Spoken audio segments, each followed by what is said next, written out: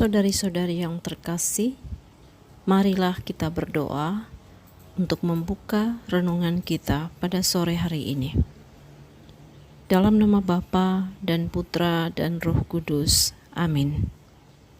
Ya Allah, sumber kehidupan, dalam mewartakan ajaran Putra-Mu, kami membutuhkan sesama yang lain. Ini nyata dalam hidup kebersamaan kami di komunitas kami masing-masing sebagai putri-putri Maria. Berkatilah kami yang akan melanjutkan permenungan kami pada sore hari ini tentang hidup berkomunitas. Semoga permenungan kami ini memberikan semangat baru untuk menata komunitas kami menjadi komunitas kasih sebagaimana komunitas Yesus bersama para rasul. Dengan perantaraan Kristus Tuhan kami. Amin. Dalam nama Bapa dan Putra dan Roh Kudus. Amin.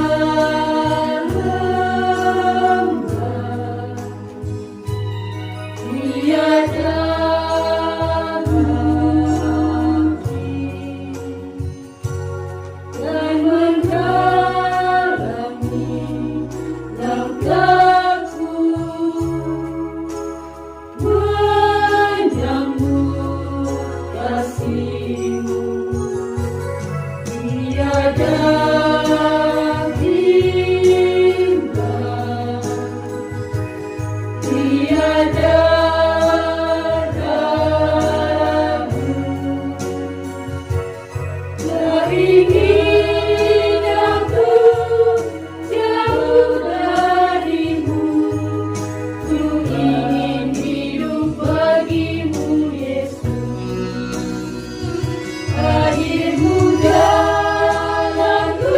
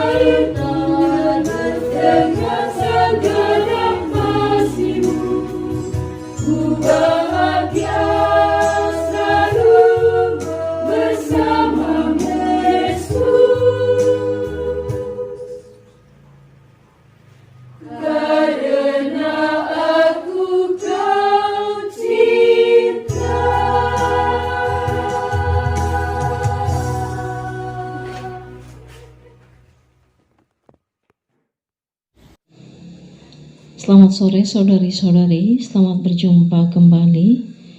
Tema kita sore hari ini untuk permenungan kita akan membahas tentang hidup berkomunitas. Sebagai pijakan kita ambil dari konstitusi kongregasi kita, artikel 149 sampai dengan 167.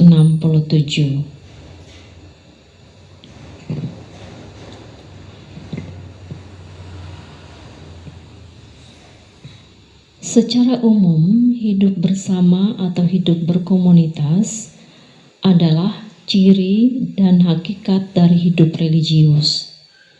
Hidup bersama di sini tidak berdasarkan rasa suka atau sekedar bersama, tetapi ada struktur dan nilai tertentu.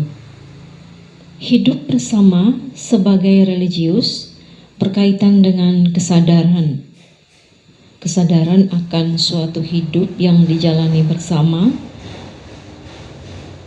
demi satu tujuan bersama dan demi kebersamaan yang saling menghidupkan. Hidup bersama sebagai religius sering juga disebut sebagai suatu hidup yang bebas tapi terikat. Kenapa? Karena kebebasan religius sering dikenal dengan model hidup yang berstruktur, yang segala sesuatunya ada struktur, harus ada pemimpinnya, dari pemimpin yang tertinggi, anggota dewan dan seterusnya. Itulah makanya kehidupan bersama dalam suatu kelompok hidup religius sering disebut sebagai suatu kehidupan yang bebas tapi terikat. Ini artinya dalam kebersamaan itu dituntut kebebasan batin, kebebasan berekspresi, dan kebebasan mencintai semua orang, tetapi dalam waktu yang sama ada struktur dan ada aturan tertentu yang mengikat sehingga kita tidak bebas sebebas-bebasnya. Dalam hidup religius, hidup bersama menjadi salah satu masalah besar. Tidak dipungkiri, kayaknya semua biara akan mengalami masalah yang sama. Hanya karena kebersamaan, orang bisa kehilangan panggilan atau orang bisa kehilangan nilai-nilai cinta kasih dan tidak lagi mampu mengasihi karena sering terjadi salah paham, salah pengertian dalam hidup bersama itu sendiri. Mereka yang mengalami masalah dalam komunitas atau hidup bersama, mereka itu sedang berada di fase kehilangan arah dan tujuan hidup bersama. Hidup bersama dalam hidup religius adalah pengungkapan paling awal dari segala rumusan suci yang diterima dan diperjuangkan sebagai orang beriman. Hidup bersama bukan suatu rumusan baku, melainkan bentuk atau sesuatu yang dipraktekkan, suatu latihan, dan akhirnya sampai pada penghayatan. Kegagalan dalam hidup bersama berarti menunjukkan kegagalan di tingkat yang paling dasar dalam hidup membiara. Membenahi hidup bersama berarti memperbaiki kualitas hidup sebagai religius, baik secara pribadi maupun secara komunal. Sadar atau tidak, kesulitan dalam kebersamaan terjadi karena kurang adanya kematangan secara emosional. Memperbaiki hidup bersama berarti menyelesaikan masalah psikologis dan masalah sosial di antara kita yang hidup berkomunitas. Kita perlu mengetahui apa yang tersembunyi di dalam batin kita yang menjadi kekuatan dan kadang menjadi kelemahan kita. Kita juga perlu sadar akan hal-hal ini sehingga memampukan kita mewujudkan hidup bersama baik di komunitas maupun di tempat karya di mana kita merasuk. Hidup dalam komunio atau komunitas merupakan jalan pertobatan yang memerlukan pilihan terus-menerus untuk berpegang pada identitas kita sebagai religius. Melalui kebersamaan, kita belajar saling mengampuni, saling mengasihi, seperti Kristus mengasihi kita.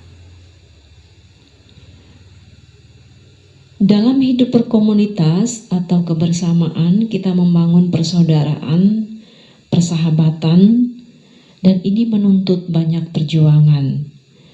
Tidak hanya perjuangan, tetapi juga latihan. Kita berlatih untuk hidup bersama satu sama lain, berlatih untuk bersahabat dengan orang lain yang mungkin kadang menyebalkan, kita tidak suka, dan seterusnya. Tetapi kita terus membina diri kita masing-masing. Kita berusaha dari hari ke hari membaharui diri untuk terus meningkatkan persahabatan yang baik dalam kebersamaan itu. Kita hidup untuk suatu cita-cita yang luhur, dan melalui kebersamaan itu kita menemukan kehendak Allah dalam hidup kita.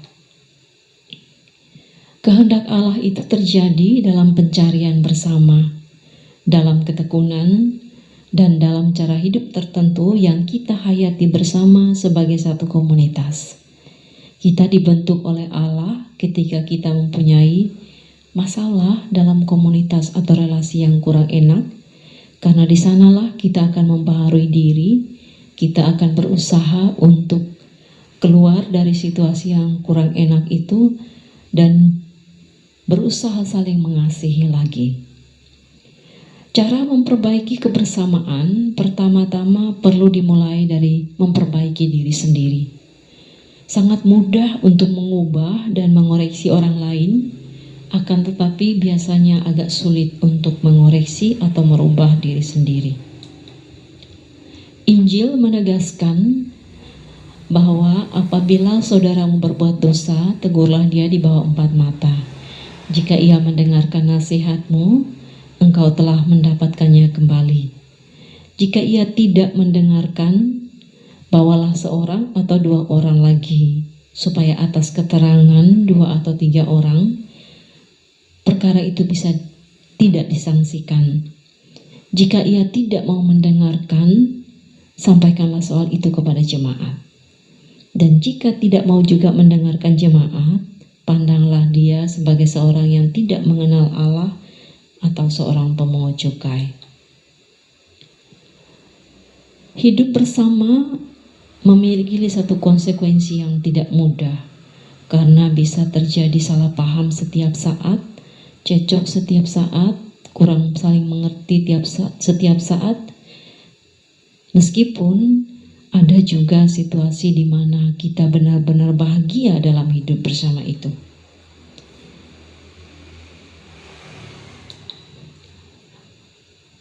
Dalam Injil Yohanes bab 13 ayat 10 sampai dengan 11, Yesus menunjukkan konsekuensi yang tidak mudah dari suatu kebersamaan. Dalam hal ini gambaran para murid yang paling dekat dengan dia. Yesus berkata, barang siapa telah mandi, ia tidak usah membasuh diri lagi selain membasuh kakinya, karena ia sudah bersih seluruhnya. Juga kamu sudah bersih, hanya tidak semua. Mengapa Yesus sampai mengatakan begini kepada Petrus pada saat itu? Karena Yesus tahu siapa yang akan menyerahkan dia. Dan karena itu dia berkata, tidak semua kamu bersih. Tidak semua kamu bersih, penggalan ini merupakan suatu pernyataan yang sangat manusiawi dan amat mendasar terjadi di antara kita semua. Tidak semua kita bersih, begitu juga kita secara pribadi tidak seluruhnya baik. Sebagai satu komunitas, kita juga tidak semua jadi baik. Selalu ada kekurangan dalam dalam satu komunitas besar. Seperti juga di dalam setiap pribadi ada kekurangan tertentu. Yesus tahu bahwa dalam komunitasnya bersama para murid ada Yudas, orang yang akan mengkhianati dia. Ia bukanlah murid yang baik bagi Yesus. Yudas adalah wakil dari kita semua yang mengingkari komunitas kita. Ia bukanlah orang yang setia. Yudas menjadi musuh dalam selimut bagi persatuan di antara para murid pada zaman itu. Akan tetapi Yudas bukanlah satu-satunya. Ternyata dalam kalangan para murid, Petrus juga mempunyai kelemahan yang cukup fatal. Petrus tidak berani mengakui keterlibatannya dengan Yesus di depan publik, padahal hal itu penting bagi identitasnya. Dan Yohanes mungkin sebagai murid yang paling dikasihi Tuhan, ia merupakan orang yang terlalu melankolis, terlalu lemah lembut, yang tidak cukup berani berkonflik dengan orang lain demi imannya. Murid-murid yang lain pun pasti mempunyai kepentingan yang bisa saja saling bertentangan satu sama lain. Akan tetapi, Yesus tetap membiarkan komunitasnya itu tumbuh tidak ideal. Ia tetap memberikan teladan penerimaan luar biasa atas keadaan itu. Meskipun dia tahu para muridnya ada yang akan mengkhianati dia, ada yang akan menjual dia, ada yang tidak mau mengakui dia, ada yang terlalu lemah lembut dan rendah hati sampai tidak tahu bagaimana harus bersikap. Tetapi ia tetap membiarkan mereka tumbuh bersama. Ia tahu bahwa hal yang terpenting adalah membiarkan para muridnya hidup dalam kelebihan dan kekurangan, sementara mereka belajar hidup baik darinya sebagai yang sempurna. Saudari-saudari yang terkasih, dalam hidup bersama kita selalu mengusahakan sesuatu yang baik, yang berkenan bagi orang lain yang hidup bersama dengan kita. Usaha ini harus dimulai dari diri kita. Mengapa? Karena tuntutan hidup bersama yang paling mendasar bukan karena siapa saya atau siapa dirimu, tetapi lebih kepada kerjasama, saling pengertian, dan yang paling utama adalah siapapun yang berada di dalam satu komunitas perlu ada kemauan untuk berubah dan mengubah hidupnya. Ia harus bisa mengolah dirinya, bisa mengadaptasikan dirinya, sehingga bisa menciptakan sesuatu yang baik untuk orang-orang yang tinggal bersama dengan dia. Dan untuk mengolah diri, dibutuhkan orang lain untuk membantu melihat hal-hal apa yang perlu dirubah dan diolah yang mengganggu kebersamaan.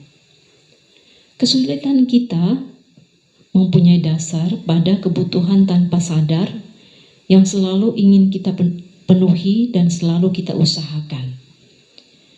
Kebutuhan-kebutuhan itu misalnya menuntut perhatian dan cinta dari orang lain.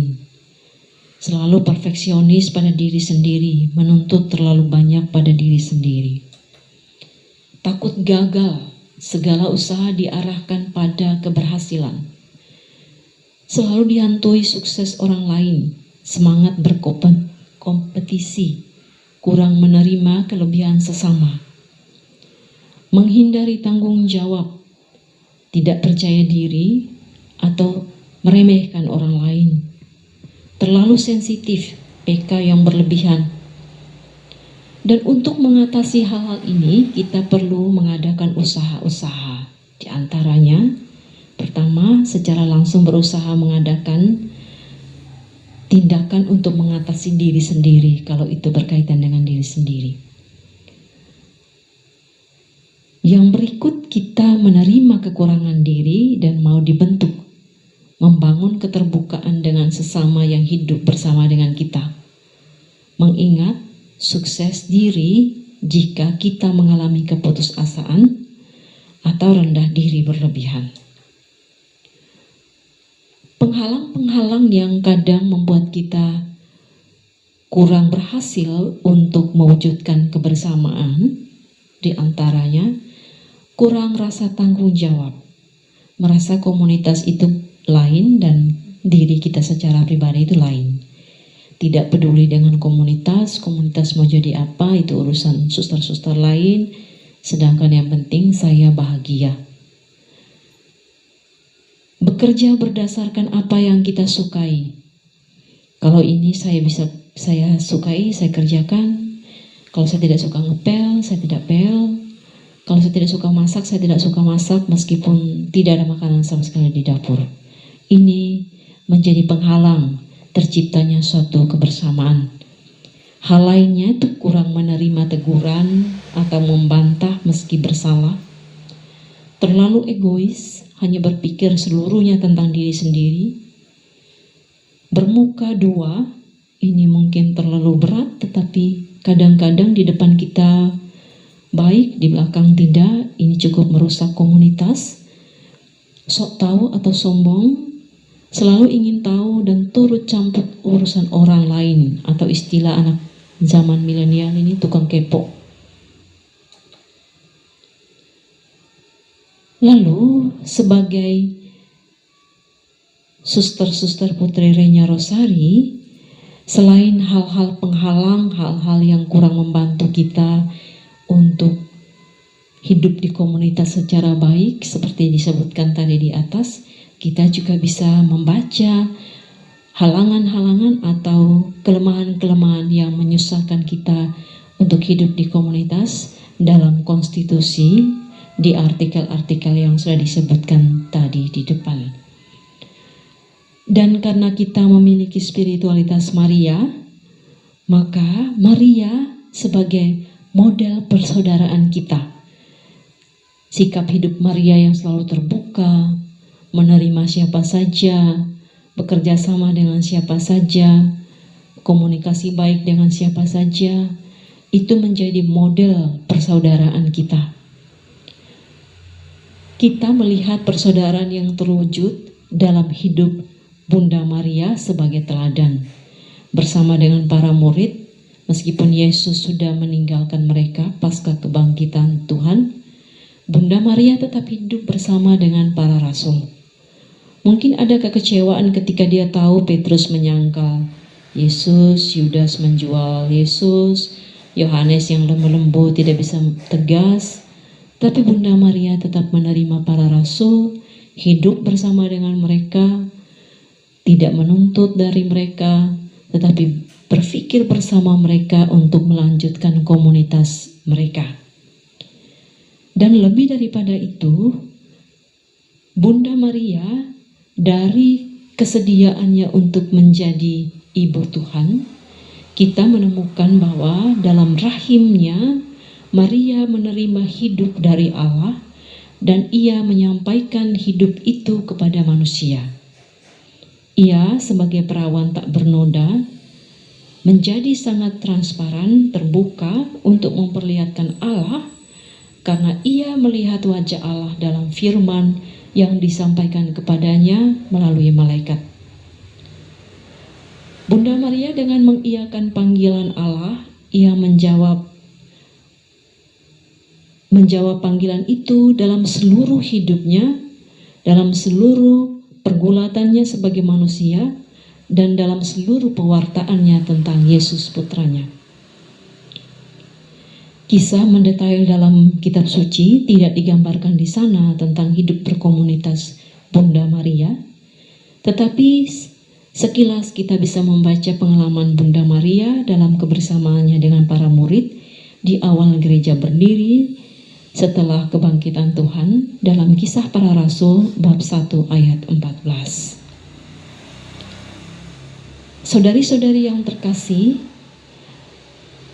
bertolak dari gambaran umum tentang hidup berkomunitas, model persaudaraan kita di komunitas yaitu Bunda Maria, kita mencoba melihat hidup komunitas kita sebagai PRR.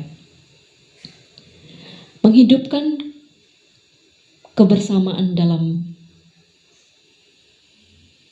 semangat PRR itu kita dengan setia menghayati 3 pilar hidup religius, yaitu doa, karya, dan kebersamaan.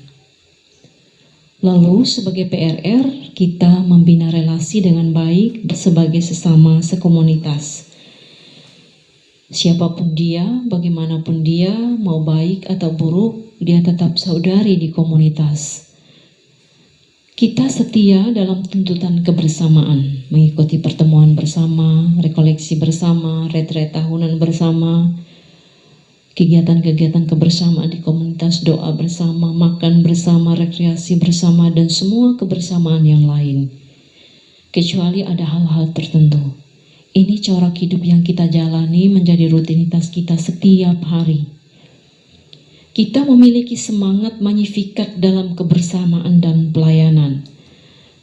Ada komunitas-komunitas tertentu yang hampir setiap saat menghidupkan semangat 3S. Senyum, sapa, salam. Dalam hidup berkomunitas, kita mewartakan Kristus dengan penuh sukacita. Pewartaan ini kita mulai pertama-tama dari komunitas sebelum kita keluar melalui karya kita masing-masing. Melalui hidup komunitas, kita bersedia hidup dengan siapa saja dan melayani siapa saja, karena warna yang jelas dari komunitas-komunitas kita adalah anggota yang datang dari berbagai suku. Ini kita bisa baca dalam konstitusi artikel 156 Tata Hidup 1. Para saudari yang terkasih, dari uraian ini kita boleh merefleksikannya, melihat pengalaman harian kita di komunitas kita masing-masing, komunitas yang sekarang atau komunitas kita sebelum-sebelumnya selama kita menjadi PRR, dan sebagai bahan refleksi untuk kita bisa menggunakan beberapa pertanyaan berikut untuk menggali pengalaman kebersamaan kita. Yang pertama, apa yang membuat saya merasa sulit untuk hidup dalam komunitas? Apakah orang tertentu atau diri saya sendiri ataukah situasi tertentu? Yang kedua, ingatlah dan refleksikanlah anggota komunitas kita masing-masing. Ingatlah kebaikan dan kekurangan mereka dan bawalah mereka-mereka itu dalam doa selama retret ini. Lalu yang ketiga, apakah kita pernah bersyukur untuk anggota-anggota komunitas kita saat ini yang hadir dengan kekurangan-kekurangan yang kurang menyenangkan bagi kita, atau yang hadir dengan kelebihan-kelebihan mereka yang mendukung kita, baik dalam komunitas maupun dalam hidup karya kita. Kiranya pertanyaan-pertanyaan ini membantu kita untuk merefleksikan pengalaman kebersamaan kita sebagai religius PRL di zaman ini. Selamat berefleksi, terima kasih, Tuhan memberkati.